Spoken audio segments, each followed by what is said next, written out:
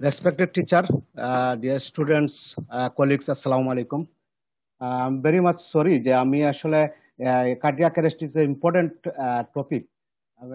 আমি টপিকটা কিন্তু শুরু করছিলাম অনেকবার, চাচ্ছিলাম যে একটু ভালোভাবে এটা নিয়ে সবার সাথে একটু আলোচনা করব, কিন্তু আনফরচুনেটলি ইলেকট্রিসিটির কারণে অথবা আমার কিছু ছিল যে আমি কালকে রাতেই আসলে আমার মোবাইলে নিয়ে রাখা উচিত ছিল, কিন্তু আমি এরকম আনফরচুনেটলি যে এত লং টাইম মানে আমার বাসায় সাধারণত এরকম কারেন্ট যায় না, গেলেও আমার বাসায় সাধারণত এত লং টাইম আনফরচুনেটলি নাই।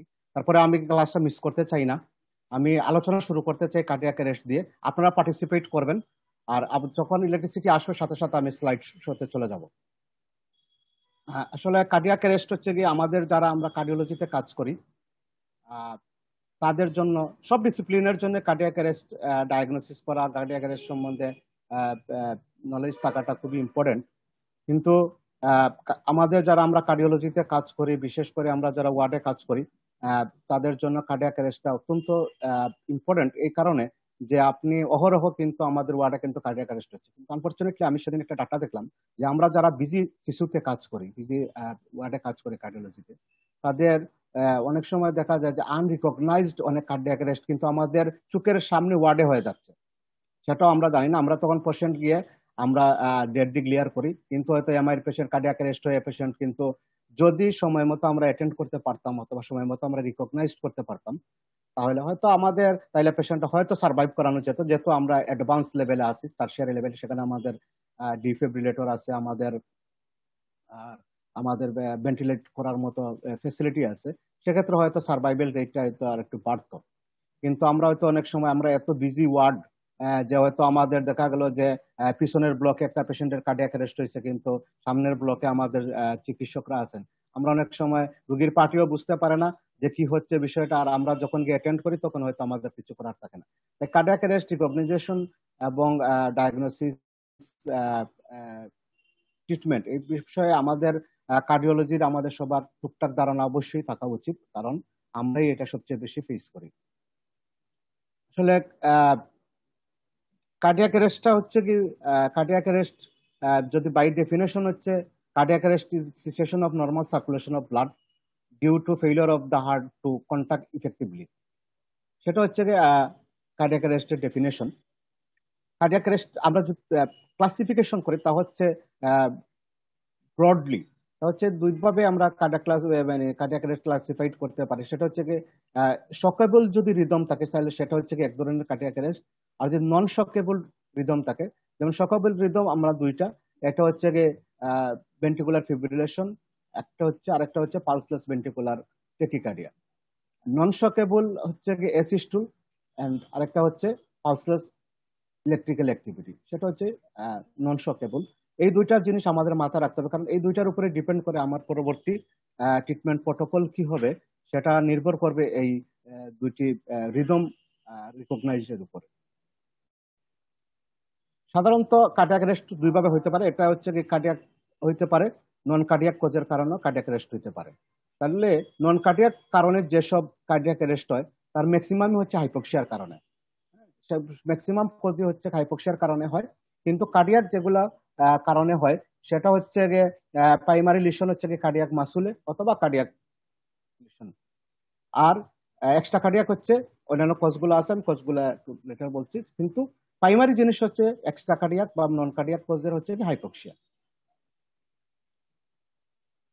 এবং কার্ডিয়াক কজের মধ্যে আপনারা সবাই জানেন যে কার্ডিয়াক কজের মধ্যে হচ্ছে গিয়ে করোনারি হার্ট ডিজিজ হচ্ছে প্রধানতম কজ, মেইন কজ হচ্ছে কি, যেটা 60 থেকে 70% কার্ডিয়াক অ্যারেস্টের জন্য হচ্ছে কি করোনারি আর্টারি ডিজিজের কারণে হয়ে থাকে এবং অ্যাডাল্টদের মধ্যে। আর নন ইসকেমিক কার্ডিয়াক কজের মধ্যে হচ্ছে cardiomyopathy, cardiac rhythm disturbance, hypertensive heart disease, congestive heart failure, এইসব কারণে কার্ডিয়াক কজের মধ্যে এগুলো হচ্ছে গিয়ে কজের কারণে হইতে পারে।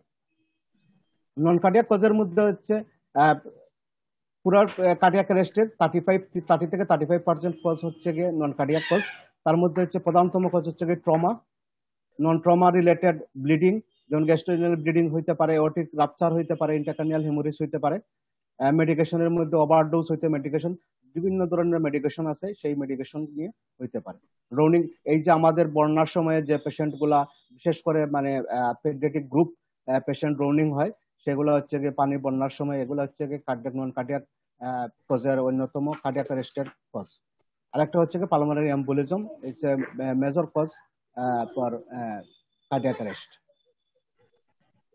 সাধারণত কার্ডিয়াক অ্যারেস্টের অনেকগুলো রিস্ক ফ্যাক্টর আছে, তার মধ্যে সবচেয়ে হচ্ছে কি সেক্সে যদি হয় male sex greater than women, smoking, lack of physical activity, অবশ্যই কনভেনশনাল যে রিস্ক ফ্যাক্টর গুলো আছে, এই রিস্ক ফ্যাক্টর গুলো হচ্ছে কি কার্ডিয়াক অ্যারেস্টের জন্য এই রিস্ক ফ্যাক্টর গুলোই হচ্ছে কার্ডিয়াক অ্যারেস্টের অলসো রিস্ক ফ্যাক্টর।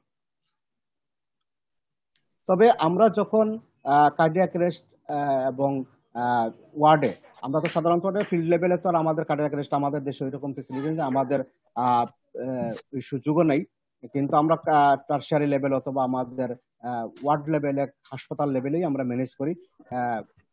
যেগুলা ফিল্ড লেভেলে হয়ে থাকে, যেগুলা আউট অফ হসপিটাল যেগুলা কার্ডিয়াক অ্যারেস্ট, সেগুলো আমাদের দেশে ওই রকমের ম্যানেজমেন্ট করার মতো সুযোগ নাই। আমাদের যারা লেমেন আছে বা যাদের পাবলিক ওই রকম ট্রেন না বা ওনা এইসব বিষয়ে ওনাদের কোনো নলেজও নেই, তাই ওইটা নিয়ে আমরা আলোচনা করবো না। আমরা হাসপাতাল রিলেটেড যে হয় সেগুলো, তো আমাদের সবচেয়ে বড় হচ্ছে হাসপাতাল রিলেটেড যে কার্ডিয়াক নিয়ে আসবে কার্ডিয়াক অ্যারেস্ট, প্রথমে আমাদেরকে সর্ট আউট করতে হবে যে এগুলাতে কোনো রিভার্সেবল কোনো কজ আছে কিনা। রিভার্সেবল কজ যদি থাকে সেগুলোকে আমাদের আইডেন্টিফাই করতে হবে, সেগুলোকে ম্যানেজ করতে হবে। সেগুলোর মধ্যে আমাদের ওই যেগুলো মনে রাখার জন্য বলা হয় যে এইচ এবং টি। এইচ দিয়ে অনেকগুলা কোষ, টি দিয়ে অনেকগুলা কোষ। সেই কোষগুলোর মধ্যে হচ্ছে গিয়ে এইচ দিয়ে যদি বলি কয়েকগুলা কোষের মধ্যে হচ্ছে গিয়ে hypovolaemia, hypoxia, hydrogen ion, hyperkalaemia, hypokalaemia, hypothermia, এগুলো হচ্ছে এইচ। এবং টি রিলেটেড হচ্ছে গিয়ে টক্সিন, মেডিকেশন, যেগুলো ট্যাবলেট আর মেডিকেল টক্সিন বলা হয়, cardiac tamponade, tension, pneumothorax, thrombosis, thromboembolism এবং ট্রমা। এই হচ্ছে গিয়ে reversible cause of cardiac arrest. Sign symptom আপনারা সবাই জানেন এটা, তবে কার্ডিয়াক অ্যারেস্টের সবচেয়ে রিলায়েবল সাইন হচ্ছে অ্যাবসেন্স অফ পালস, এবং সেই পালসটা হচ্ছে carotid pulse. This is the most important sign of sign cardiac অ্যারেস্টের, যে পালস অ্যাবসেন্ট থাকবে সেটা হচ্ছে মোস্ট প্রবাবলি সেই ক্যারোটিড পালস। এবং সাথে পেশেন্ট আনকনসিয়াসনেস থাকতে পারে, ব্রিথিং থাকতে পারে, ব্লাড প্রেশার না থাকতে পারে, এবং সবচেয়ে হচ্ছে পেশেন্টের পিপিল ডাইলেট হওয়া শুরু করবে আফটার 45 সেকেন্ড থেকে। সিজার হতে পারে, নাও হতে পারে, এবং পেশেন্টের আমরা একটা অ্যাপিয়ারেন্স দেখবো যে ডেথ লাইক অ্যাপিয়ারেন্স। এগুলো হচ্ছে সাইন পেশেন্টের কার্ডিয়াক অ্যারেস্টের। তো ডায়াগনোসিস করার জন্য আমরা সাধারণত যেসব জিনিস পেশেন্টের হিস্ট্রি এবং পেশেন্টের ক্যারোটিড পালস, আমি আগেই বলছি যে ডায়াগনোস করার জন্য আমরা যদি কোনো পেশেন্টের এইরকম দেখি তাহলে ক্যারোটিড পালসটা আমাদেরকে দেখতে হবে, এটা gold standard for diagnosis cardiac arrest. যদি ক্যারোটিড পালস অ্যাবসেন্ট থাকে তাহলে বুঝতে হবে যে এটা কার্ডিয়াক অ্যারেস্ট। এবং প্রিভেনশনের জন্য আমাদের যেগুলো আমরা কনভেনশনাল যে বিষয়গুলো নিয়ে আমরা কাজ করি, যেমন আমাদের যেগুলো কনভেনশনাল রিস্ক ফ্যাক্টর আছে এগুলাকে প্রিভেন্ট করতে হবে। যদি কারো করোনারি আর্টারি ডিজিজ থাকে তাকে অপটিমাম মেডিকেল ম্যানেজমেন্ট অর তাকে রিভাস্কুলারাইজেশন নিতে হবে, সেটা হচ্ছে যে আমাদের প্রিভেনশনে করতে পারে। এবং সবচেয়ে বড় ব্যাপার হচ্ছে যে আমি লাস্ট একটা স্লাইড যেটা হচ্ছে কি প্রগনোসিস, তাহলে আমি সব কিছু না বলে শুধু লাস্ট একটা জিনিস বলতে চাই যে ওভারঅল প্রগনোসিস হচ্ছে কি কার্ডিয়াক অ্যারেস্টের হচ্ছে অনলি 6, সার্ভাইভাল রেট হচ্ছে অনলি 6.8%। ওভারঅল কার্ডিয়াক নন কার্ডিয়াক সবকিছু মিলে সার্ভাইভাল রেট অনলি 6.8%। স্লাইড দেখা যাচ্ছে না, স্লাইড দেখা যাচ্ছে না। না, আমি স্লাইড দেখা যাচ্ছে না বলেই আমি মুখে বলছি, স্লাইড দেখা যাচ্ছে না ইচ্ছাকৃত ভাবে। কারণ আমার কি নেই, ওই যে ওয়াইফাইটা বন্ধ, কারণ আমার সকাল থেকে বাসায় কারেন্ট নেই। ওকে ওকে, আমি আসলেই আমি স্লাইড শোতে চলে যাব। তো এখন আপনারা জানেন যে জাস্ট গত মাসে অক্টোবর মাসে আমেরিকান হার্ট অ্যাসোসিয়েশন থেকে যে সিপিআর গাইডলাইনটা চলে আসছে অক্টোবরের 20 বা 21 তারিখে আসছে, গত মাসেই। সেখানে আমাদের কার্ডিয়াক অ্যারেস্ট বা ম্যানেজমেন্টের অনেকগুলো আসছে, তবে কোনো নতুন কোনো ম্যানেজমেন্টের নতুন কোনো আপডেট নেই। তবে কিছু অন্যান্য জিনিসে কিছু আপডেট আছে, যেমন ওরা চেইন অফ সার্ভাইভালে কিছু চেঞ্জ নিয়ে আসছে, এবং বাকি সিপিআর থেকে শুরু করে যেগুলো বেসিক ড্রাগ সবগুলো ঠিকই আছে, নতুন কোনো চেঞ্জ নাই। তো ম্যানেজমেন্ট করতে হলে আমাদেরকে প্রথমে যে বিষয়টা জানতে হবে সেটা হচ্ছে বেসিক লাইফ সাপোর্ট বলে একটা জিনিস আছে, যেটা আমরা সাধারণত বেসিক লাইফ সাপোর্টটা আমাদের ইউজ কম হয়, কারণ আমরা ফিল্ড লেভেলে কাজ করি না আমাদের। তারপরেও আমরা ওয়ার্ডে প্রথম দিকে কাজ করি, যেটা হচ্ছে কি বেসিক লাইফ সাপোর্ট। তারপর হচ্ছে অ্যাডভান্স কার্ডিয়াক লাইফ সাপোর্ট, যেগুলো পেডিয়াট্রিক গ্রুপ আছে, ওইগুলা তো আমরা কাজ করি না, ওইগুলা পেডিয়াট্রিক গ্রুপ কাজ করে। এবং এই পার্টগুলোর মধ্যে, ম্যানেজমেন্ট পার্টগুলোর মধ্যে সবচেয়ে ইম্পর্টেন্ট পার্ট হচ্ছে কি আমাদের হচ্ছে সিপিআর। সেটা হচ্ছে কি আমাদের each and every doctor should know how to give CPR. এটা আমাদেরকে সবাইকে জানতে হবে এবং এটার কোয়ালিটি সিপিআর সম্বন্ধে আমাদের সবার ধারণা থাকতে হবে। কারণ ওয়ার্ডে আমরা যারা কাজ করি আমরা কিন্তু অহরহ কার্ডিয়াক অ্যারেস্টের সম্মুখীন হবে, এবং সেটা আমাদেরকে এই জিনিসটা ম্যানেজ করতে হলে তিনটা জিনিস আমাদেরকে জানতে হবে। একটা জিনিস how to do quality CPR, এবং এখানে কোনো বাছবিচার নাই। আমাদের সিপিআরটা ওয়ার্ডের একদম টপ মোস্ট ফিজিশিয়ান থেকে শুরু করে একদম আমাদের যে ক্লিনার আছে সবাইকে কিন্তু সিপিআর শিখতে হবে। এটা কিন্তু প্রটোকল হাসপাতালের যে সবাইকে সিপিআর জানতে হবে। যারাই ডাক্তার আসবেন, ওয়ার্ড বয়, মাসি, সিস্টার যারাই আছে যেখানে কাজ করবেন হাসপাতালে সিসি ওয়ার্ডে, সবাইকে সিপিআর জানতে হবে, কিভাবে সিপিআর দিতে হয়। এটা হচ্ছে আসলে আমরা আসলে এই প্রটোকলটা আমাদের নাই দেখে হয় না, কিন্তু সবারই এটা জানা উচিত সিপিআর। কারণ যে কোনো একজনের কারণে যদি আইডেন্টিফাই করতে পারে কার্ডিয়াক অ্যারেস্ট এবং সিপিআর দিতে পারে, হয়তো পেশেন্টটা সার্ভাইভ করে যাবে। একজন ওয়ার্ড বয় হইতে পারে, তার সিপিআর এর কারণে একজন সিস্টার হইতে পারে, একজন আমাদের ক্লিনার হইতে পারে, যে সে হচ্ছে দেখছে একজন পেশেন্ট কার্ডিয়াক অ্যারেস্টে, সে সাথে সাথে সিপিআরটা শুরু করতে পারে, পেশেন্টের সার্ভাইভাল রেটটা কিন্তু অনেকটাই ইমপ্রুভ বেড়ে যাবে। তারপর আরেকটা জিনিস আমাদেরকে জানতে হবে, সেটা হচ্ছে আমাদের সবাইকে এই জিনিসটা আমরা প্র্যাকটিস করতে হবে এবং জানতে হবে, সেটা ডিফিব্রিলেশন। আমাদের হাউ টু ডিফিব্রিলেট, এইটা আমাদের সকল ট্রেইনি, সকল ডাক্তার, সকলকেই আমাদের জানতে হবে যে কিভাবে ডিফিব্রিলেট করতে হয়। এবং প্রপার মেডিকেশন ইউজটা আমাদেরকে জানতে হবে, যে আমাদের cardiac during cardiac arrest period আমরা কোন কোন ড্রাগ ইউজ করবো এবং কোন কোন ড্রাগ কিভাবে ইউজ করব, কখন ইউজ করব, কিভাবে ইউজ করবো, এই জিনিসটা আমাদেরকে সবাইকে জানতে হবে। এই তিনটা জিনিস কার্ডিয়াক অ্যারেস্ট ম্যানেজমেন্টের জন্য আমাদের সবাইয়ের সাথে সবাই অন্তত অ্যাটলিস্ট আমাদের পরিচিত থাকতে হবে এই তিনটা বিষয়। একটা হচ্ছে সিপিআর, কোয়ালিটি সিপিআর, দুটো হচ্ছে ডিফিব্রিলেশন, হাউ টু ডিফিব্রিলেট, এবং প্রপার ইউজ অফ মেডিকেশন, কোন কোন মেডিকেশন কখন কিভাবে আমরা ইউজ করব। তাহলে ম্যানেজমেন্ট এটা হচ্ছে কি লাস্ট 2020 সালের অক্টোবরে যেটা আসছে আহা থেকে কার্ডিয়াক অ্যারেস্ট ম্যানেজমেন্টের, এটা হচ্ছে চেইন অফ সার্ভাইভাল। কিভাবে আমরা চেইন অফ সার্ভাইভাল হচ্ছে যে প্রথমে হচ্ছে কি রিকগনিশন করতে হবে পেশেন্টটাকে, যে কিভাবে সে কার্ডিয়াক অ্যারেস্ট কিনা।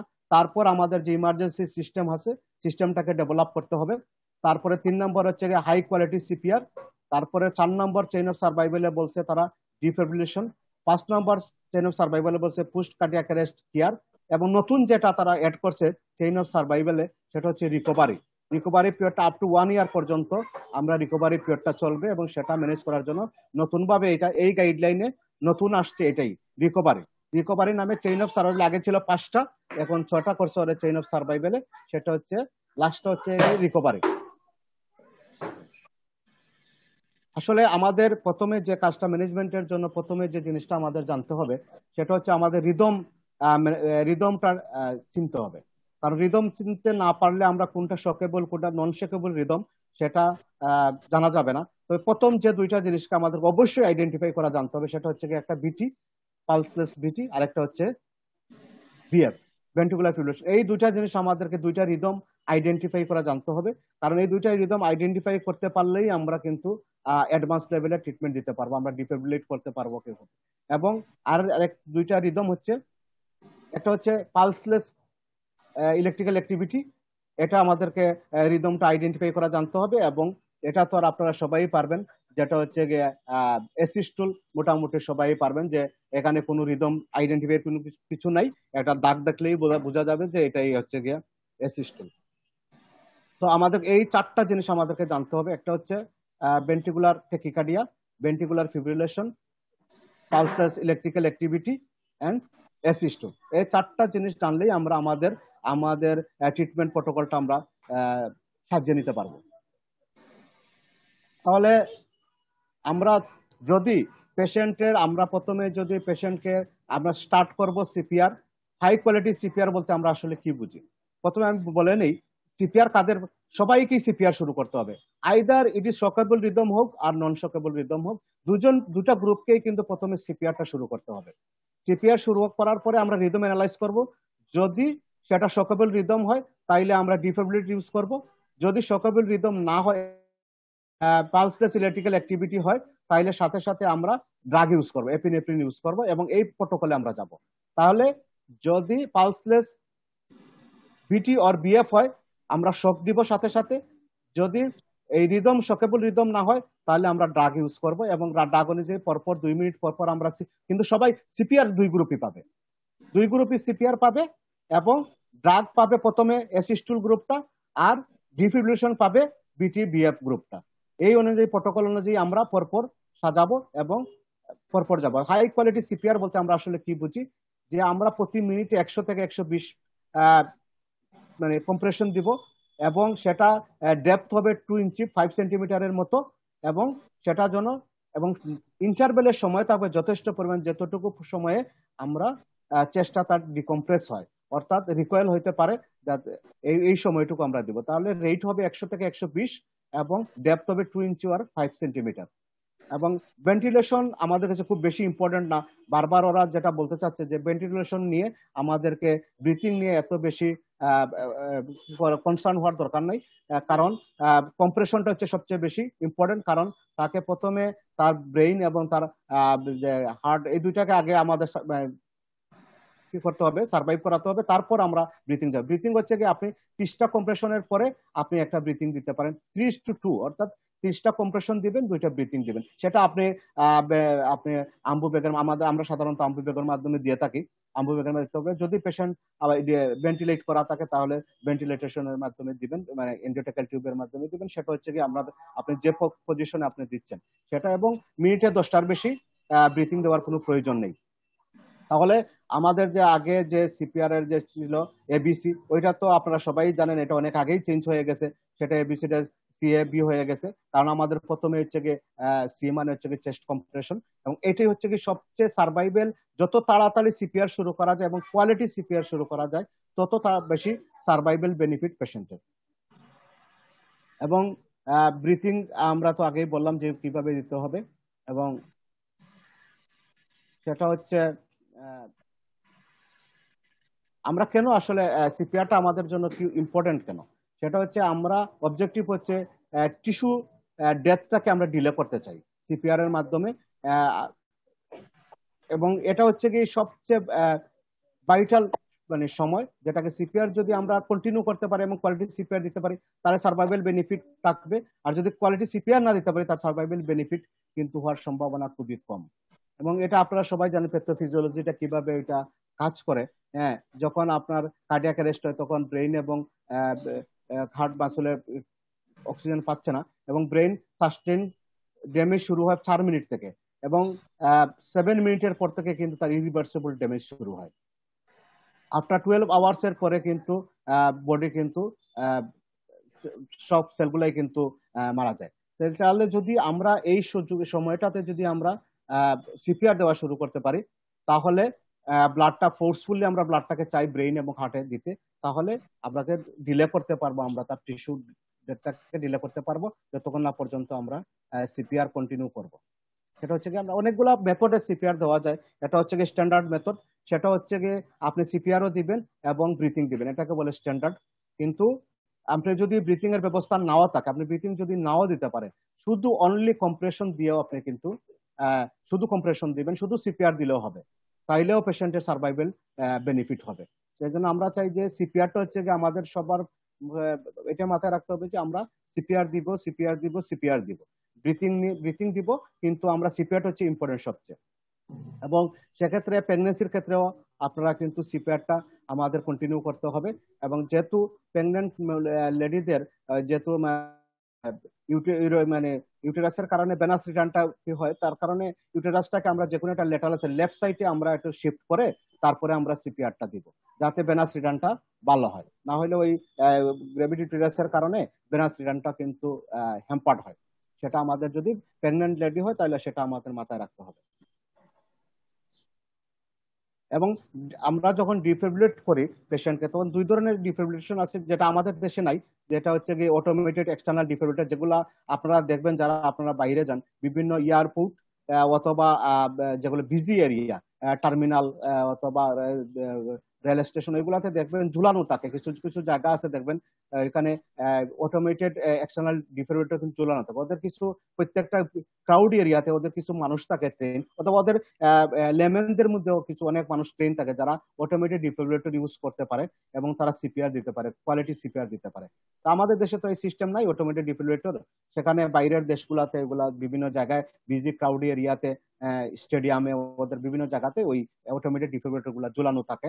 তখন যদি কারো কার্ডিয়াক অ্যারেস্ট হয়, তাহলে ওই লেমেনরাই এটা ইউজ করতে পারে। এবং আর আমাদের এখানে যে ডিফিব্রিলেটর আছে, এটা কনভেনশনাল ডিফিব্রিলেটর। সেটা হচ্ছে গিয়ে আমাদের আমাদের ওয়ার্ডে যেটা আছে সেটা হচ্ছে বাইফেজিক। আগে মনোফেজিক ডিফিব্রিলেটর ইউজ করা হতো, অনেক বেশি জোল লাগতো। তো বাইফেজিকের সুবিধা হচ্ছে কম জোল দিয়ে আমরা বেশি সুবিধা নিতে পারি।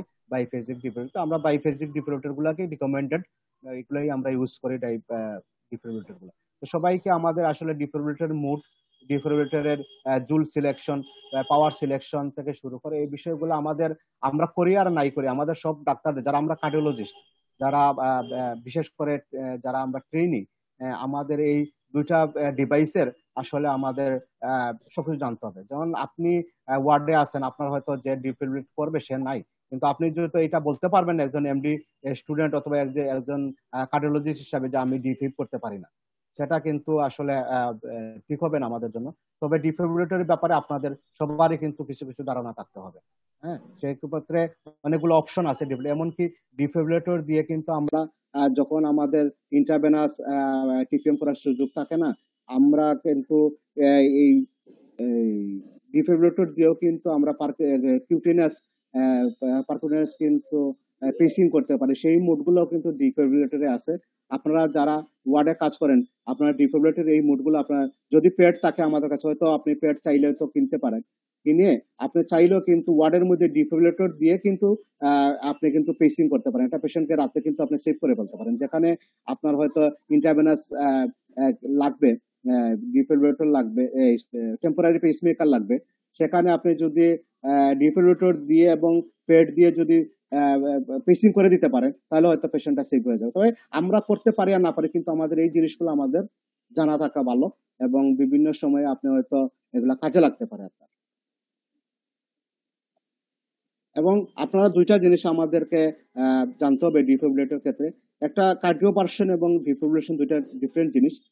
কার্ডিওভার্সন হচ্ছে যে আমরা যখন, এই যে আমি বললাম যে এই মোডগুলো আপনাদেরকে জানতে হবে, ম্যানুয়াল মোডগুলো হচ্ছে রিসেন্ট যেগুলো ডিফিব্রিলেটর ইউজ করা হয়, সেগুলোতে হচ্ছে আমাদের অটো সিলেক্ট হয়ে যায়। তারপরও আপনাকে মাঝে মধ্যে কিন্তু ম্যানুয়ালি কিন্তু সিলেক্ট করতে হবে যে আপনি সিনক্রোনাইজ মোডে দিবেন নাকি আনসিনক্রোনাইজ মোডে দিবেন। সেটা কিন্তু আপনাকে কার্ডিওভার্সন বলা হয় যখন আপনি সিনক্রোনাইজ মোডে ইউজ করবেন ডিফিব্রিলেটরটাকে, মেশিনটাকে, তখন বলা হয় কার্ডিওভার্সন। আর আপনি যখন আনসিনক্রোনাইজ মোডে ইউজ করবেন তখন বলা হয় ডিফিব্রিলেশন। ডিফিব্রিলেশন দেওয়া হয় দুইটা জিনিসে, একটা হচ্ছে পলিমরফিক বিটিতে দেওয়া হয়, টর্সাডি পয়েন্ট এগুলাতে দেওয়া হয়, আর হচ্ছে কি বিএফএ, আর হচ্ছে সিনক্রোনাইজ বাকি যেগুলো সুপ্রাভেন্ট্রিকুলার টেকিকার্ডিয়া থেকে শুরু করে পলিমরফিক বিটি, এই সবগুলাতে কিন্তু সিনক্রোনাইজ মোডে দেওয়া হয়। তাহলে আপনার মেশিনে যদি অটো সিলেক্ট করা না থাকে, আপনি তাইলে সিনক্রোনাইজ মোডটাকে, এই মোডটাকে আপনি সিলেক্ট করে নিতে হবে। না হলে কিন্তু আপনাকে দেখা যাবে হয়তো আপনি দিলেন, তাইলে কিন্তু হিতে বিপরীত হয়ে যেতে পারে। আপনাকে আনসিনক্রোনাইজ, হয়তো সিনক্রোনাইজ মোডে আপনি দিবেন, তখন আনসিনক্রোনাইজ মিস্টেক হয়ে গেলে পেশেন্টের উল্টো আরো বিটিবিএফ ডেভেলপ করে গেল। সেই বিষয়টা আমাদেরকে মাথায় রাখতে হবে যে কখন কোন মুডে আমরা দিব, কোন ডিজিজে কোন মুডে আমাদেরকে কার্ডিওভার্সন বা অথবা ডিফিব্রিলেটর ইউজ করতে হবে, সিনক্রোনাইজ এবং আনসিনক্রোনাইজ মুডে। এবং সবচেয়ে বড় বিষয়টা হচ্ছে আপনাদেরকে ড্রাগ ইউজ করার ব্যাপারে আমাদেরকে তিনটা ড্রাগ আমরা কিন্তু ইউজ করি। সেটা হচ্ছে কি, একটা এপিনেফ্রিন, এটা হচ্ছে কি সবার ক্ষেত্রে ইউজ করা যাবে। প্রথমে যাদের অ্যাসিস্টুল অথবা যাদের পালসলেস ইলেকট্রিক্যাল অ্যাক্টিভিটি, অর্থাৎ নন শেকেবল রিদম, শকেবল রিদম, তাদেরকে কিন্তু এপিনেফ্রিনটা তার সাথে সাথে শুরু করে দিতে হবে। এপিনেফ্রিন দিয়েই তাকে, সিপিআর এবং এপিনেফ্রিন দিয়ে তাকে শুরু করতে হবে। এবং যাদের শকেবল রিদম, তাদেরকে সিপিআর দিয়ে শুরু করতে হবে, শক দিতে হবে। শক যদি রিভার্স হয়ে যায় তাহলে এপিনেফ্রিন লাগবে না, তাকে এপিনেফ্রিন দেওয়ার প্রয়োজন নাই। বাট যদি শক এবল রিদমের পরে শক দেওয়ার প্রথম শক দেওয়ার পরেও রিদম ফেল করে, অর্থাৎ রিভার্স না হয়, তাহলে এপিনেফ্রিন দিয়ে শুরু করতে হবে। তার মানে দুটা গ্রুপেই এপিনেফ্রিন লাগবে। শকেবল রিদমের এপিনেফ্রিন দিবেন তখনই যখনই শক ফেল করবে, তখন দিবেন। আর নন শকেবল রিদমে এপিনেফ্রিন সিপিআর দিয়েই এপিনেফ্রিন শুরু করতে হবে, এবং 1 মিলিগ্রাম করে প্রতি 3 to 5 মিনিটস পর পর আমাদেরকে দিতে হবে। সেটা হচ্ছে কি এপিনেফ্রিন, এবং হাই ডোজ এপিনেফ্রিন দেওয়ার কোনো রুল নাই। সেটাকে হাই ডোজ দেওয়া যাবে না, 1 মিলিগ্রাম করে দিতে হবে। বেশি হাই ডোজ এপিনেফ্রিন দিয়ে খুব একটা বেশি লাভ ও বেনিফিট হয় না আমাদের, সেটা আমাদেরকে মাথায় রাখতে হবে। আরেকটা জিনিস আমরা ওই সিপিআর দেওয়ার সময় বলি, ওই আপনারা অনেক সময় দেখবেন অনেকেই কিন্তু চেস্ট কি দেয়, এই প্রিকোডিয়াল থাম্ব একটা জিনিস আছে, যে হঠাৎ করে চেস্টের মধ্যে খুব জোরে করে থাম্ব দেওয়া। সেটা হচ্ছে কি আপনি এটা যদিও এটা হচ্ছে দেওয়া যায়, কখন দেওয়া যাবে, যখন আপনি যদি ডিফিব্রিলেটরটা আপনার প্রস্তুত না থাকে, কার্ডিয়াক রেস্টে চলে গেছে, হ্যাঁ, কিন্তু আপনি ডিফিব্রিলেটর পাইতে আপনার সময় লাগবে, এইরকম যদি কোনো পরিস্থিতি হয়, তাইলে কিন্তু আপনি পেরিকার্ডিয়াল থাম্ব দিতে পারেন। কিন্তু আপনার সাথে ডিফিব্রিলেটর আছে, কিন্তু তাহলে আপনি কিন্তু ডিফিব্রিলেটর থাকা অবস্থায় রেডি আছে, তখন আপনি পেরিকার্ডিয়াল থাম্ব দেওয়ার কোনো প্রয়োজন নাই। আদারওয়াইজ আপনি যখন আপনি কার্ডিয়াক রেস্ট হয়ে গেছে, আপনার পাশে ডিফিব্রিলেটর রেডি না, তখন আপনি পেরিকার্ডিয়াল থাম্ব দিয়ে সিপিআর শুরু করতে পারবেন। তাহলে পেরিকার্ডিয়াল থাম্ব দিবেন তখনই যখন আপনি ডিফিব্রিলেটরটা রেডি থাকবেন আপনার শক দেওয়ার জন্য। এবং আরেকটা বিষয় হচ্ছে কি, আরেকটা জিনিস আমরা ইউজ করি, সেটা হচ্ছে কি আমার অ্যামাইডরন অথবা লিডোকেইন। এই দুইটা জিনিস আমরা দিব।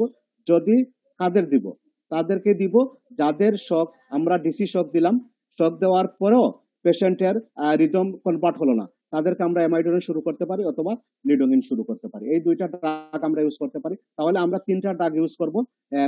শক কেবল রিদমের জন্য আমরা তিনটা ড্রাগ ইউজ, এপিনেফ্রিন, অ্যামাইডরন অথবা লিডোকেইন, যদি শকটা রিভার্স না হয়। আর নন শকেবল রিদমের জন্য শুধু এপিনেফ্রিন দিব, সিপিআর দিব, এবং যদি রিভার্সিবল কোনো কজ থাকে সেটাকে আমরা ট্রিট করব।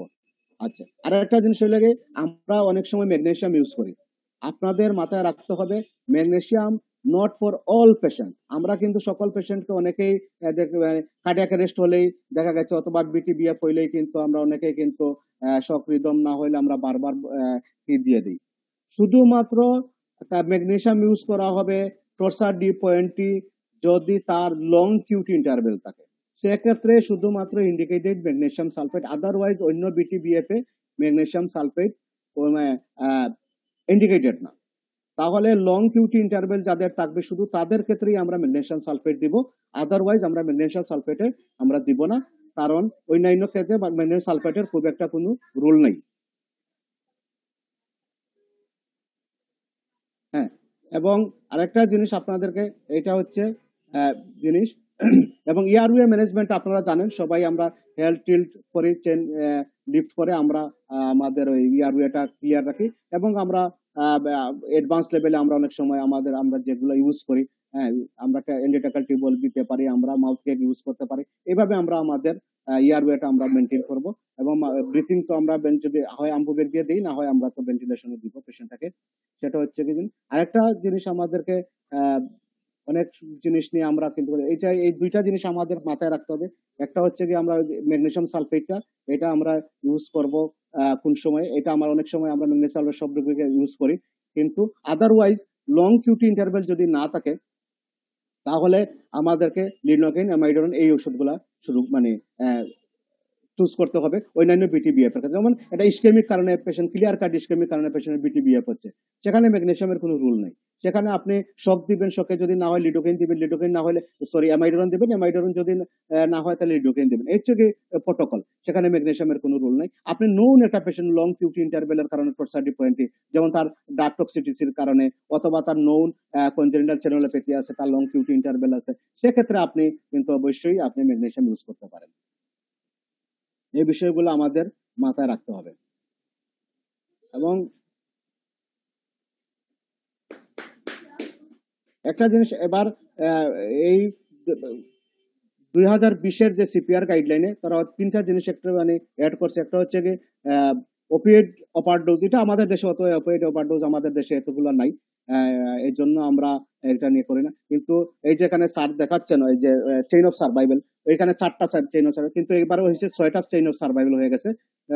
পরের দুইটা হচ্ছে গিয়ে একটা হচ্ছে গিয়ে পুশ সার্ভাইভাল কেয়ার, আর একটা হচ্ছে গিয়ে সার্ভাইভাল সার্ভাইভাল। ওটা হচ্ছে কি পেশেন্ট রিকভারি হচ্ছে 6 নাম্বার চেইন অফ সার্ভাইভালে, ওটা হচ্ছে 1 ইয়ার পর্যন্ত থাকবে।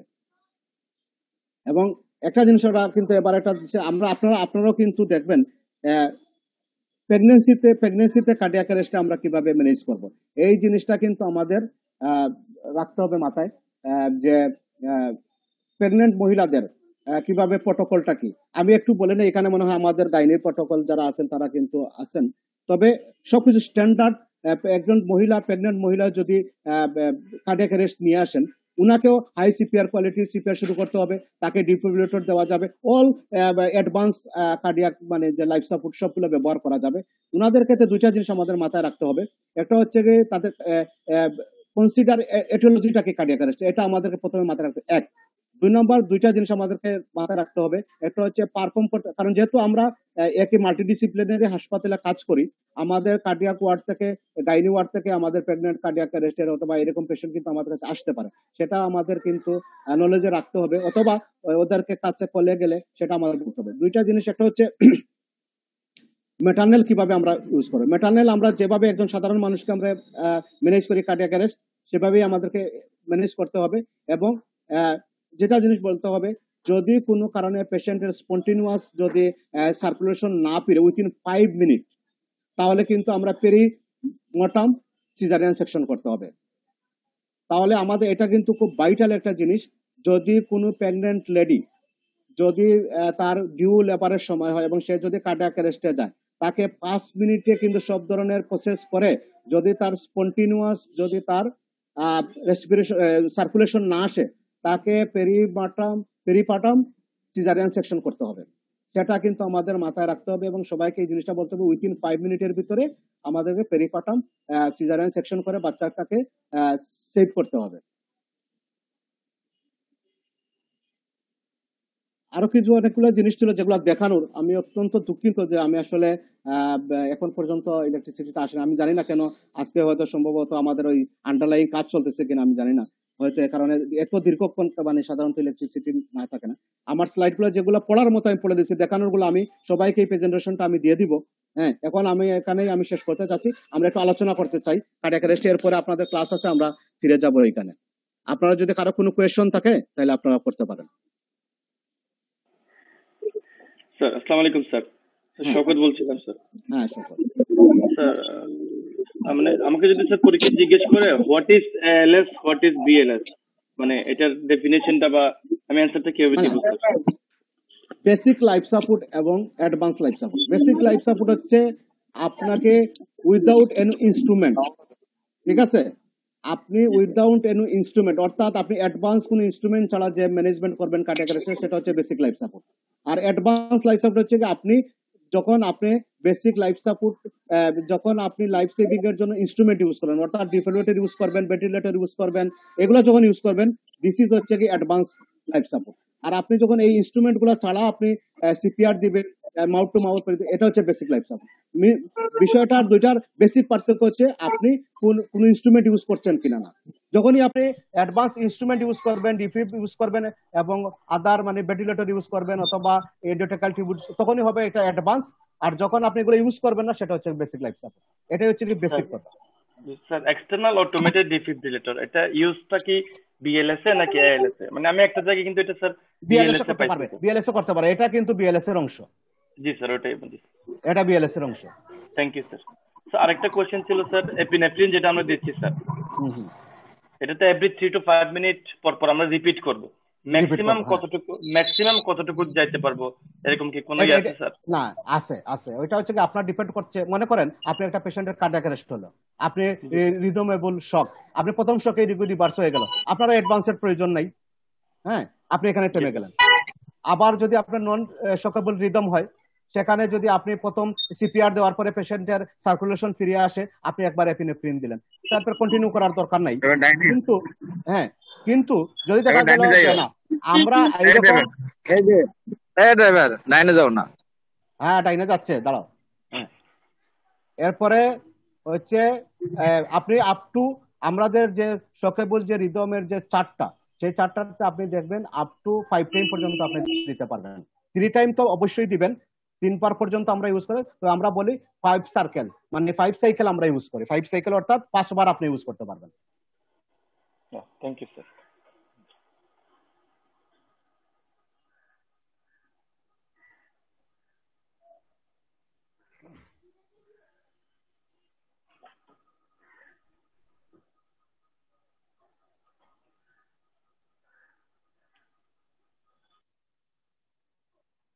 হ্যাঁ হ্যাঁ আমিন।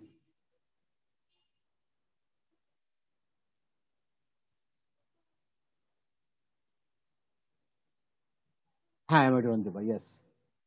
হ্যাঁ 2 বার।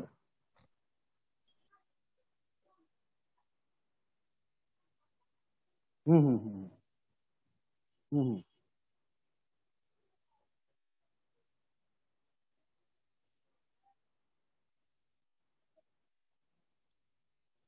হ্যাঁ না, এটা এটা হচ্ছে কি, ঠিক আছে, তুমি ভেরি গুড কোয়েশ্চন। অনেক সময় দেখা যাচ্ছে যে রিদমের সমস্যা হয় আমাদের। হ্যাঁ, দেখা গেল যে একটা পেশেন্টের হোয়াইট কমপ্লেক্স থেকে কাটিয়া আসলে ওইটা আসলে তার বিটি না। হ্যাঁ, এটা হচ্ছে কি তোমার এসবিটি উইথ এভারেন্ট। আপনি যখন দেখা গেল যে শক দিলেন কিংবা ড্রাগ ইউজ করলেন, দেখা গেল যে এটা যখন কনভার্ট হয় তখন এটা দেখা গেল যে হয়তো এসবিটি বা কি ছিল। তো সেক্ষেত্রে আমরা কিন্তু প্রোটোকল হচ্ছে, আপনি এইসব ক্ষেত্রে যদি আপনি কনফিউজ থাকেন, ধরেন আপনি পেশেন্ট এটা হোয়াইট কমপ্লেক্স থেকে কাটিয়া, আপনার পেশেন্টের কিন্তু পালসলেস না, পেশেন্টের কিন্তু পালস আছে। হ্যাঁ বিপিএল, সেক্ষেত্রে আপনি একটু এডিনোসিন দিয়ে দেখতে পারেন।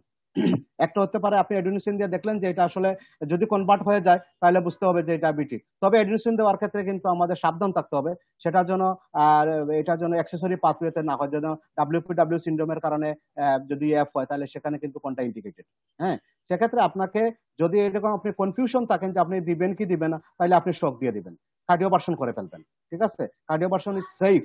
হ্যাঁ, কারণ আপনি যদি narrow complex wide complex tachycardia with aberrancy থাকে, সেক্ষেত্রে যদি পেশেন্টের ডাব্লিউপিডব্লিউ সিনড্রোম থাকে, তাহলে আপনি যদি এডিনোসিন ইউজ করেন সেক্ষেত্রে হয়তো আপনার আবার এটাকে এগ্রিবিট করতে পারে। সেক্ষেত্রে যদি কোনো কন্ডিশন থাকে, আপনি যদি অ্যাডভান্স লেভেলে থাকেন, আপনার যদি ডিফিব্রিলেটর আপনার পাশে থাকে, আপনার যদি হোয়াইট কমপ্লেক্স টেকিকার্ডিয়া থাকে, সেটা যাই হোক আপনি কার্ডিওভার্সন করলে আপনার জন্য সেফ। অথবা আপনি দিতে পারেন, আপনার যদি দেখতে পারেন যে এডিনোসিন দিয়ে আপনি রিদমটাকে অ্যানালাইসিস করার জন্য দিতে পারেন, সমস্যা নাই। তবে আপনার পাশে কিন্তু ডিফিব্রিলেটর থাকতে হবে, যদি কোনো ওরসেনিং হয় তাহলে আপনি যাতে ডিফিব করতে পারেন।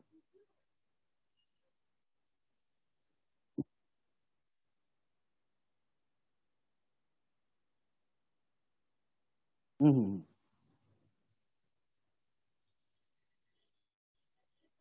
হুম। এরকম লাস্ট থেকে, হ্যাঁ হতে পারে, হতে পারে এটা।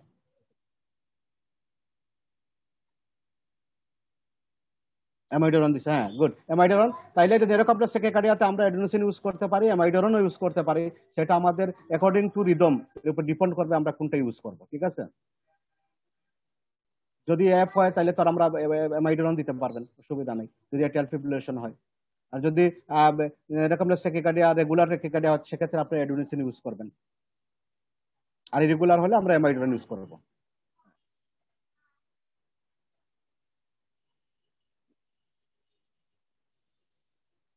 না না না না না না না না না, ওই রকম এই কার্ডিয়াক অ্যারেস্টের পেশেন্টের কিন্তু অ্যাঙ্গেল নাই, পেশেন্ট ফ্ল্যাট থাকবে। হ্যাঁ, শুধুমাত্র থ্যাংক ইউ। শুধুমাত্র প্রেগন্যান্ট মহিলার ক্ষেত্রে পজিশনের একটা বিষয় আছে। যদি প্রেগন্যান্ট মহিলা থাকে, তার গ্রেভিড ইউটেরাস থাকে, তাহলে তাকে কিন্তু যদি আপনি তাকে তার ইউটেরাসটাকে ভেনাস রিটার্নের জন্য ইউটেরাসটাকে একটা দিকে আপনাকে নিয়ে যেতে হবে সিপিআর এর সময়। হ্যাঁ, লেফটে, সাধারণত লেফটে। এরপরে যদি দেখা যায় না হচ্ছে না, তাহলে তাকে 30 ডিগ্রি আপনি লেটারাল করতে পারবেন। ঠিক আছে, 30 degree up to highest 30 degree, সেটা প্রেগন্যান্ট মহিলাদের ক্ষেত্রে। কিন্তু এজ ওয়েল কিন্তু পেশেন্ট ফ্ল্যাট থাকবে সিপিআর এর সময়। Sir thank you sir. হ্যাঁ স্যার আমার স্যার একটা স্যার কোয়েশ্চেন স্যার, যদিও স্যার আপনি বলছেন, আবার একটু আমি রিপিট করছি। হুম, কার্ডিওভার্সন এবং ডিফিব্রিলেশন, হ্যাঁ স্যার আপনি বলছেন যে কার্ডিওভার্সন হচ্ছে delivery of energy in synchronize mode. Synchronize mode, হুম হুম। আর হচ্ছে ডিফিব্রিলেশন হচ্ছে এসিনক্রোনাইজ মোড। এখন স্যার হ্যাঁ আমার সিনক্রো কোয়েশ্চেন হচ্ছে, ডিফিব্রিলেশনের ইন্ডিকেশন তো আমরা বিএফএ দিব আর টর্সোডিস ডি পয়েন্ট পিসে দিব। বিএফএ এবং পালসলেস বিটিতে দিব, টর্সাডি পয়েন্টে দিব। ইয়েস, মানে টর্সাডি পয়েন্ট ওয়ান কাইন্ড অফ বিটি।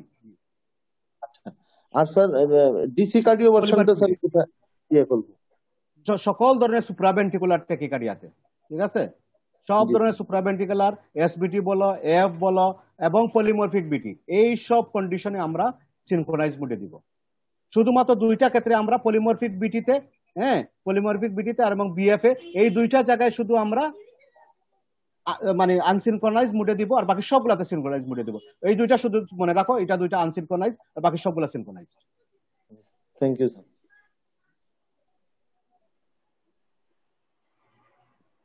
রোমান, আমি একটু অ্যাড করি। স্যার যেটা কোশ্চেন করছে প্রশান্ত, যে জাস্ট কিউআরএস কমপ্লেক্স যেখানে আমরা পাবো, অর্থাৎ আর ওয়েব যেখানে থাকবে সেখানে আমরা যে আমরা কার্ডিওভাস্কুলার করবো, আর যেখানে থাকবে না সেখানে হচ্ছে যে আমরা না, ওইটা হইলে ক্লামজি হয়ে যাবে মুশারুল ভাই। ওরা আসলে মানে সিনক্রোনাইজ বলতে কি বুঝে এটা, তাইলে আমার যদি ওরা আসলে ওই কোয়েশনে যায় নাই। সিনক্রোনাইজ হচ্ছে কি, মানে হচ্ছে আমরা ওইভাবে ডেলিভারি দিব এনার্জিটাকে, এই যখনই তার টি ওয়েভ মানে আর ওয়েভ আসবে, আর ওয়েভটা আসবে, আমরা ওই সময় এনার্জিটা ডেলিভারি হবে। This is the synchronisation. অর্থাৎ আর ওয়েভের সাথে যখন এনার্জিটা ডেলিভারি হবে, যখন আর ওয়েভের সময়ে, সেটাই হচ্ছে কি সিনক্রোনাইজ মোড। কারণ যদি আপনি সিনক্রোনাইজ না করেন আর ওয়েভের সাথে, যদি এটা টিতে গিয়ে পড়ে, তাহলে কিন্তু বিটিবিএফ হয়ে যাবে। তাইলে আরন টি ফেনোমেনন হয়ে যাবে, বিটিবিএফ হয়ে যাবে। ঠিক আছে, সেক্ষেত্রে হলো কি সুপ্রাভেন্টিকুলার যেগুলো টেকিকার্ডি আছে, এই সব ক্ষেত্রে আমি বলতে চাচ্ছি। আর যদি দেখা যায় যে সে যদি ফিব্রিলেশনই আছে, তাহলে আপনি যেখানে সেখানে খুশি আপনি ডিফিব করেন, কোনো সমস্যা নাই, আপনার যে কোনো এক জায়গায় পড়লেই হয়েছে।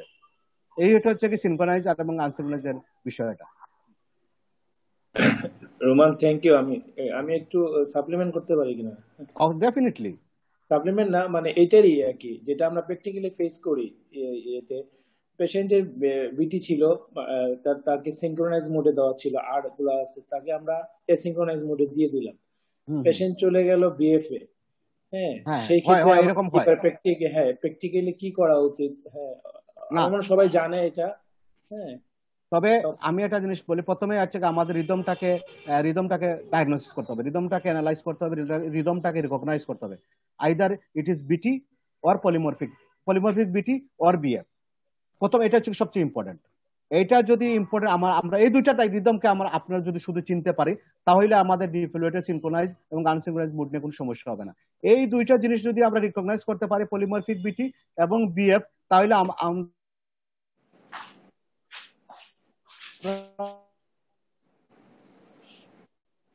কিন্তু ডিফিব্রিলেটর মিটেড, ওরা নিজেরা ইন্টেলিজেন্ট ডিফিব্রিলেটর, ওদেরকে এখন আর সিনক্রোনাইজ মুড করা লাগে না, ওরা নিজেরাই চিনে কোথায় রিদম শকটা দিতে হবে।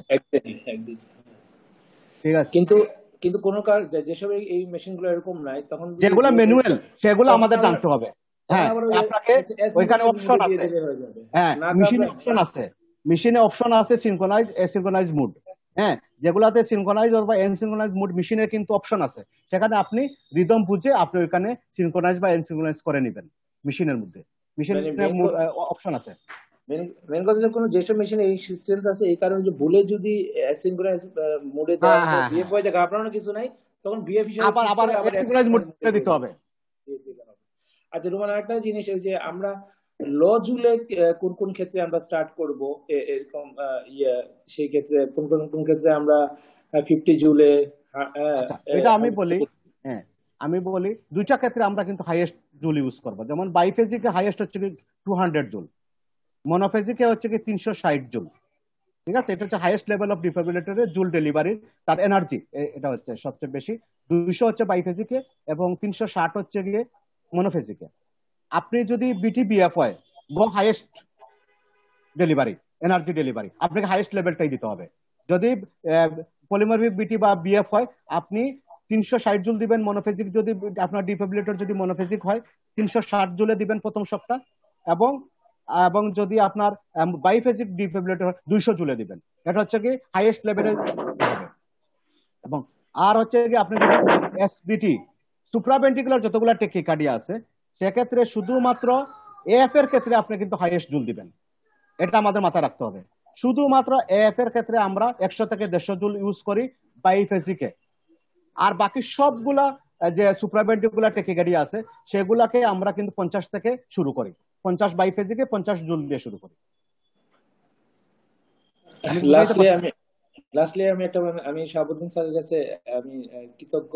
আমাদের ট্রেনিং এর সময় এখন যারা আছে, বিশেষ করোনার সময় হয়তো ওইরকম করে ডিসি শক বা সিপিআর বা কার্ডিয়াক অ্যারেস্ট গুলো পেশেন্ট পরিবার ম্যানেজ হচ্ছে হয়তো যারা এখন আছে, কিন্তু আমরা কার্ডিওলজিস্ট হিসেবে আমাদের কিন্তু ইন্টিউবেশন শিখতে হবে। আমাদের ডিপার্টমেন্টেও কিন্তু সিসিউতে ইন্টিউবেশন আছে। স্যার কিন্তু আমার আইসিইউতে 1 মাসের প্লেসমেন্টের সুযোগ করে দিয়েছিলাম, এনেস্থেসিয়াতে যায় কিন্তু আমি ইন্টিউবেশন শিখছি। তো সবাই যদি এরকম স্ট্রাকচারাল না থাকে, আমার মনে হয় সব কার্ডিওলজিস্টদের যেভাবেই হোক ইন্টিউবেশন কিন্তু করা শিখতে হবে। এটা কিন্তু খুব জরুরি আমাদের ট্রেনিং পিরিয়ডে। এটা আমার মনে হয়। রোমান এই ব্যাপারে একটু বলতে পারো যে তারা ইন্টিউবেশনের গুরুত্ব। আমি বলি একজন ইন্টিউবেশনের গুরুত্ব, আমি তো প্রথমেই আমার প্রেজেন্টেশনে প্রথমেই বলছি, being a cardiologist, being a training of cardiology, হ্যাঁ, আপনাকে 3টা জিনিস অবশ্যই জানতে হবে। একটা হচ্ছে কি আপনাকে সিপিআর জানতে হবে, how to give a quality CPR. এটা আপনাকে, আমরা অনেক সময় বলি কি আমরা কিন্তু সিপিআর দিতে চাই না, দিস ইজ নট জাস্টিফাইয়েবল। আমরা বলি ওয়ার্ড বয় অমুক তমুক, কিন্তু একজন ডাক্তার কিন্তু সিপিআর কোয়ালিটি সিপিআর দেওয়া জানতে হবে এবং দিতে হবে, 1 নম্বর। 2 নম্বর হচ্ছে আমাদের হাউ টু হ্যান্ডেল ডিফিব্রিলেটর, এটা আমাদেরকে অবশ্যই জানতে হবে। হ্যাঁ, আমরা কিভাবে ডিফিব্রিলেট করবো পেশেন্টকে, এটা আমাদেরকে জানতে হবে। 3 নম্বর এয়ারওয়ে ম্যানেজমেন্ট। এয়ারওয়ে ম্যানেজমেন্টে আপনি একটা পেশেন্টকে কিভাবে এয়ারওয়ে ম্যানেজমেন্ট করতে হবে, পেশেন্টকে কি পজিশনে নিতে হবে, আপনি মাউথকে কিভাবে ইউজ করবেন, হ্যাঁ, মাউথ থেকে ইউজ করে আপনি কিভাবে ইন্টুবেট করবেন, এটা একজন কার্ডিওলজিস্টের, ট্রেনি কার্ডিওলজিস্টের জানাটা একদম ফরজের পর্যায়ে পড়ে। আপনাকে অবশ্যই এটা জানতে হবে, কারণ আপনি আপনার সামনে কিন্তু আপনি আপনার লাইফ টাইমে মানে আপনার লাইফ টাইমে যতক্ষণ আপনি ওয়ার্ডে থাকবেন, আপনি প্রতিদিন হোক না প্রতি সপ্তাহে একজন একটা কার্ডিয়াক অ্যারেস্ট আপনি কিন্তু ফেস করবেন। সেক্ষেত্রে যদি আপনি এই জিনিসগুলো না জানেন, হ্যাঁ, তাহলে আপনার জন্য হয়তো আপনি অ্যাভয়েড করতে পারবেন, আপনার কোনো অসুবিধা নাই, কিন্তু আপনার চোখের সামনে থাকলে আপনি কাজটা করা উচিত বলে আমি মনে করি। এবং আপনাদের না করলেও এই জিনিসগুলো আমাদের সবার জেনে রাখা উচিত, যে আমরা হাউ টু ইন্টুবেট, হাউ টু মানে ডিফেব, হাউ টু মানে সিপিআর, এই 3টা জিনিস আমাদেরকে অবশ্যই জানতে হবে। আর ইয়ামিন একটা কথা জিজ্ঞাসা করছে এখানে, যে কোনো সিপিআর এর ক্ষেত্রে এই যে ইন্টিউবেশন এগুলোর ক্ষেত্রে একটা কথা ফার্স্ট বলা আছে তোমার, হ্যাঁ, লাইফ সাপোর্টের ক্ষেত্রে সেফটির ক্ষেত্রে বলা হয়েছে safety both physician and patient. Safety both physician and patient, ফিজিশিয়ানের সেফটি সিকিউর করতে হবে। অনেক বিশেষ করে আমাদের দেশে এই যে লাইফ সাপোর্ট দিতে যে অনেক মানুষ ভুল বুঝে, মানুষ মনে করে চাপ দিয়ে ইয়ে করে মেরে ফেলছে। এখানে শুরু করলে ইয়ে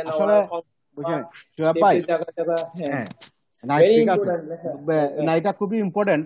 তো বিষয়টা আসলে আমাদের দেশের পার্সপেক্টিভে আমরা কিন্তু একরকম চিন্তা করি, কিন্তু সেফ এন্ড সেফটি বলতে বোঝায় মনে করেন যে পেশেন্টটা কোন পজিশনে আছে, মানে এটা আসলে আউট অফ হসপিটালের জন্য বলা হয়েছে, বিশেষ করে আউট অফ হসপিটালে, যেমন সরাই নেওয়া আসা, যে হয়তো ড্রোনিং পজিশনে আছে, তাকে এখান থেকে পানির মধ্যে আছে, তাকে এখান থেকে সরাই নিয়ে আসা, আগুনের মধ্যে ছিল এখান থেকে সরাই নিয়ে আসা, বা যে কোনো একটা ওয়ার্ড সিচুয়েশন ছিল এখান থেকে। যাই হোক, আমাদের যেটা বলছেন এটাও আমাদের কারেক্ট, যে আমরা যে কোনো পেশেন্টকে অ্যাডভান্স কার্ডিয়াক ম্যানেজমেন্টের ক্ষেত্রে আমাদের পেশেন্টের সাথে সময় নাই, তারপরেও কিন্তু পেশেন্টকে হিস দিতে হবে বা জানাইতে হবে যেটা আমরা এই কাজ করছি এই কারণে, হ্যাঁ, অত ভুল বোঝাবুঝি হইতে পারে, সেটা আমাদের মানে আমরা এখানে টেকনিক্যালি কিভাবে করতে পারি, একজন এনগেজ হয়ে গেল কিন্তু আমাদের টিম আরেকজনকে কিন্তু মডিফাই করতে হবে, ওনারা কিন্তু কাউন্সেলিং এ থাকবে, ওদেরকে থাকবে। হ্যাঁ, খুব অ্যাগ্রেসিভ পার্টি হইলে আমাদের হয়তো আমরা এক ফাঁকে রিটেনে আমরা এগুলা তাৎক্ষণিক বুদ্ধি খাটাই এই জিনিস করে। কারণ আমি হার্ট ফাউন্ডেশনে গেছিলাম, ওখানেও বলছিল, তো সেখানেও বারবার বলছে যে ডক্টর সেফটিও অলসো ইম্পর্টেন্ট, মানে টেকনিক্যাল, আইনি, এবং এই যে ওইখানে যে মানুষজন থাকে, আমাদের তো ভিড় করার মানুষ, ওয়ার্ডেও করে ঝামেলা হয়।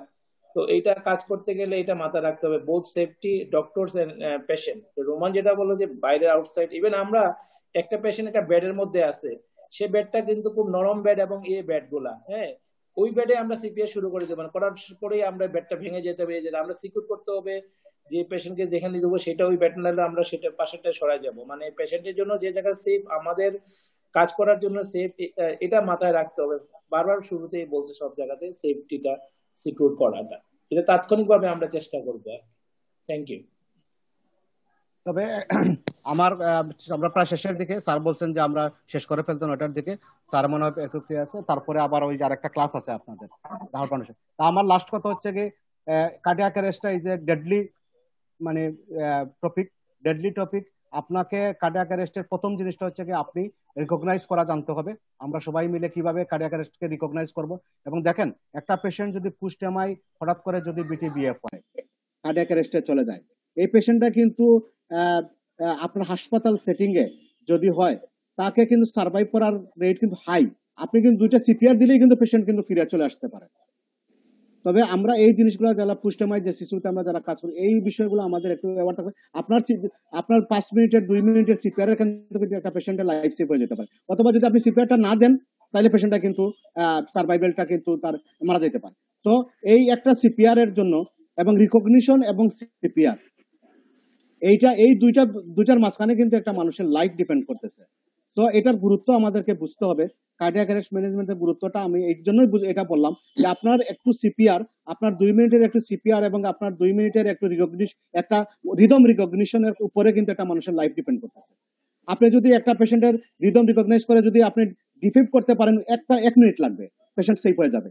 আপনি যদি পেশেন্টটা যদি অ্যাসিস্টুল অথবা পেশেন্টটা যদি অ্যাসিস্টুলে চলে যায়, আপনি যদি 2 মিনিট সিপিআর দেন, একটা মানুষ কিন্তু লাইফ সেভ হয়ে যেতে পারে। তাইলে দেখেন, আপনার একটা ডিপিপ এবং আপনার একটা সিপিআর এর উপরে কিন্তু একটা মানুষের লাইফ ডিপেন্ড করতেছে। হ্যাঁ, সো এগুলো আমাদেরকে জানতে হবে। এবং আমার যে স্লাইডে আমার যে প্রেজেন্টেশনটা, আমি হোপফুলি আমি সবাইকে প্রেজেন্টেশনটা আমি মেইল করে দিব, একজনকে দিব, বাকি সবাই আমি এটা দিয়ে দিব সবাইকে। আপনারা একটু দেখতে পারেন আমার প্রেজেন্টেশনটা। Thank you. একটা রোহন ভাই, একটা বিষয় একটু পেয়ে যাব, আমি দিয়ে দিব সবুলের কাছে। একটু 1 মিনিট সময় নিতেছি, একটা বিষয় বলতেছি। হ্যাঁ হ্যাঁ, সেটা হচ্ছে এই যে আপনি যেটা বললেন সিপিআর এর বিষয়টা, আমার বাস্তব অভিজ্ঞতা কি, আমাদের তো সিবিটিতে অনেক বেশি সিপিআর দিতে হয়। তো একটা রোগী, বিশেষ করে আরেকটা ক্ষেত্র আছে আমাদের মানে কার্ডিয়াক অ্যারেস্ট, সেটা হচ্ছে আপনার ওই যে আমরা যখন স্ট্রোক বা কাইনেস দেই, এরপরে কিন্তু অনেক সময় কার্ডিয়াক ডেভেলপ করতে পারে, বিহেভ হতে পারে। তো আমার একটা দেখা রোগী স্ট্রোক দেওয়া শুরু করার পরে হঠাৎ করে তার বিটি, তো হঠাৎ করে তো অনেক সময় মেশিন আনতে দেরি হয়ে যায়।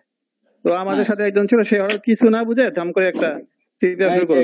সিপিআর দেওয়া শুরু করার সঙ্গে সঙ্গে সে রোগী নরমাল চলে আসছে, একদম ওকে হয়ে গেছে। একটা বাস্তব দেখলাম। এই জন্য আপনারা মানে আমরা যারা আমি বারবার এই জন্য বলি সিপিআর আমরা শুরু করে দেবো। হ্যাঁ হ্যাঁ, এই জন্য আমি বললাম আপনার 1 মিনিটের সিপিআর আপনার একটা রিদম রিকগনিশনের উপরে একটা মানুষের লাইফ ডিপেন্ড করতেছে।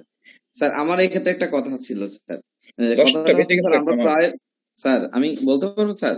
হ্যাঁ বলেন স্যার। আমাদের এমন সময় দেখি যে অনেক রোগী স্যার বলছিলেন যে ডক্টর সেফটি, তো দেখা যাচ্ছে যে রোগী কার্ডিয়াক অ্যারেস্ট হয়েছে, 35 ইয়ার্স এজ, একুইটামাই, রোগীটা রিভার্স করবে, খুব ভালো, আমি সিপিআর দিলেই হবে। এখন এই ক্ষেত্রে আমি রোগীর লোককে বলতে হয় যে আমরা একটা রোগীতে হার্টে কম্প্রেস করবো বা হাতে চাপ দিব, আপনারা রাজি আছেন কিনা? তখন তারা বলে যে না আমরা একটু না শুনেন একটা জিনিস আমি বলি, না শুনেন আমি কিছু একটা জিনিস বলি। আমাদের এক সময় কিন্তু এই প্রবলেম গুলো খুব ভয়াবহ ছিল। হ্যাঁ, কিন্তু বর্তমান সময়ে কিন্তু আপনি সিপিআর ডিফিব্রিলেশন কিন্তু মানুষ ম্যাক্সিমাম 90% মানুষ কিন্তু এখন জানে এটা দিতে হয় হার্টের রোগীদেরকে। হ্যাঁ, এখন এটা নিয়ে যে খুব বেশি ঝামেলা ওয়ার্ডে হয়, আমি এখন পর্যন্ত খুব বেশি যে ঝামেলা হয় সিপিআর এর কারণে, ডিফিব্রিলেটরের কারণে, এখন কিন্তু এটা কিন্তু খুব কম হয়। হ্যাঁ, আমার মনে হয় না যে এটা খুব একটা বড় ইস্যু এই মুহূর্তে। আজ থেকে 10 বছর আগে 15 বছর আগে এটা কিন্তু বিশাল ইস্যু ছিল, কিন্তু বর্তমানে এটা খুব বড় ইস্যু বলে আমার মনে হচ্ছে না। তারপরেও আপনারা যদি 2জন থাকেন, তাহলে একজনকে বলবেন পেশেন্টের পার্টির সাথে বলতে, এটা আপনার পেশেন্টকে জানাইতে হবে। আপনি এটা জানানোর জন্য, আপনার পেশেন্ট খারাপ সিপিআর লাগবে এটা বলার জন্য আপনি 1 মিনিট একজন কাউন্সিলিং করুক, একজনের কাজ করুক, কথা বুঝছেন? যদি আপনি মনে করেন যে পেশেন্ট পার্টি এরোগেন্ট হইতে পারে, আদারওয়াইজ ম্যাক্সিমাম পেশেন্টে কিন্তু এরকম হওয়ার কথা না। আমি মনে করি এই ইস্যুটা এখন মানে প্রায় সলভ হয়ে যাচ্ছে, মানুষজন কিন্তু অনেক কনসাস হচ্ছে আর কি আমাদের। এবং সিপিআর না দিলেও সমস্যা হতে পারে, রোগীরা তো জানে সিপিআর দিতে হয়, সিপিআর দিতে হয়, সমস্যা হতে পারে। আপনি যে মেশিন দিয়ে শক দিতে হয়, পেশেন্টটা কিন্তু এখন জানে, সে উল্টা আপনাকে চার্জ করতে পারে যে আপনি কেন আমার পেশেন্টকে শক দিলেন না। এটা হইতে পারে। পেশেন্টজন এখন কিন্তু গুগল তাদের মাস্টার। 10টা বেজে গেছে। হ্যাঁ হ্যাঁ, শুরু হয়ে যাচ্ছে ওটা। আচ্ছা, তাহলে আপনারা ওই যে আপনার হার্ট ফাউন্ডেশনের ক্লাসে ঢুকে যান, আমরা এখান থেকে অফ হয়ে যাই। আসসালামু আলাইকুম স্যার। হ্যাঁ, এক মিনিট থাকো, আমি একটু বলি, 1 মিনিট বলি, লিভ করো না। হ্যালো, হ্যাঁ স্যার, মানে আমি সবচেয়ে বেশি খুশি আজকে যে রোমান মানে তার স্লাইড না থাকা সত্ত্বেও সে খুব প্রাণবন্ত এবং খুব মানে স্বাভাবিক গতিতেই তোমাদের এই প্রেজেন্টেশনটা ডেলিভারি করছে। 1, 2 হলো আমার অ্যাসিস্ট্যান্ট প্রফেসররা তার এখানে তাদের মানে সাপ্লিমেন্ট করছে, এই 2, এবং এটা খুব ইন্টারেক্টিভ এবং খুব ভালো একটা সেশন হয়েছে, যে তোমাদের এটা খুব ডে টু ডে লাইফে লাগে সেই জন্য। 3 হলো ছোটখাটো খুঁটিনাটি ব্যাপার যেগুলো আসলে তোমরাও জানো, তারপরে সেগুলো তোমরা এখানে ক্লিয়ার হয়েছে। এই 3টা জিনিসের জন্য আমি খুবই কৃতজ্ঞ তোমাদের কাছে যে তোমরা এটা শিখছো। এবং বিশেষ করে প্রেগনেন্সিতে সিপিআর এর যে পজিশনের যে এইগুলো আছে, এরা রোমান খুব ভালোভাবে বলছে, আরো ভালোভাবে আমরা হয়তো পরে সুযোগ পাইলে আমরা বলতে পারবো। টেকনিক্যাল এক্সপেক্টে আমি 2টা কথা বলি, সেটা হইতেছে সিপিআর হলো বেসিক লেম্যানদের মেডিকেশন। সে ডাক্তার হইতে হবে এমন কথা না, যে কোনো কলেজ স্টুডেন্ট থেকে শুরু করে কমিউনিটি লিডার নেতা যে কেউ 2টা জিনিস জানলেই হয়, কম্প্রেশন এন্ড ভেন্টিলেশন। সিপিআর এর ডেফিনেশন হইলে it is the assisted ventilation along with compression. যেটা কম্প্রেশন আর ভেন্টিলেশন দিতে পারবে সেটা হলো সিপিআর। এর সাথে লেটার ইনকর্পোরেটেড ইনটু ডিফিব্রিলেশন, যেটা ওই যে শওকত আকবর জিজ্ঞাসা করছিল, ডেফিনিশনই এরকম। তুমি ভেন্টিলেশন দিবা আর করবা। আর হলো ওই যে এই থাম্পটা উঠে গেছে এখন, যদি ডিফিব্রিলেশন পাঁচ সাথে থাকে তখন আর থাম্পের দরকার হয় না, ওইটা দিয়ে দিতে পারবে। আগে থাম্প দিলে 50 জুলের মতো তৈরি হয়, যে এখন আর এখন নতুন রিকমেন্ডেশনে বলে না, কিন্তু না থাকলে কাছাকাছি তুমি এটা দিতে পারো। হ্যাঁ, দিতে পারবেন স্যার।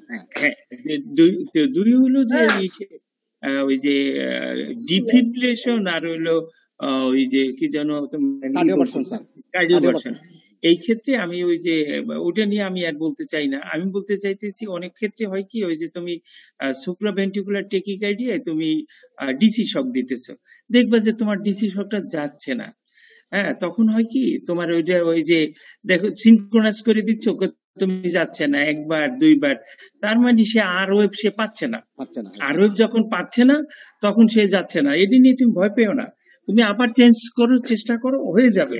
তখন তুমি পাজলড হয়ে যাও, কি ব্যাপার ডিসি শক যায় না, মেশিন নষ্ট, অমুক সমুক, এটা কিছু তা কিন্তু না। এটা সে আর ওয়েবের হাইটটা সে যদি না পায়, তোমার যেহেতু তোমার যেহেতু সিনক্রোনাইজড করা, সে কিন্তু যাবে না।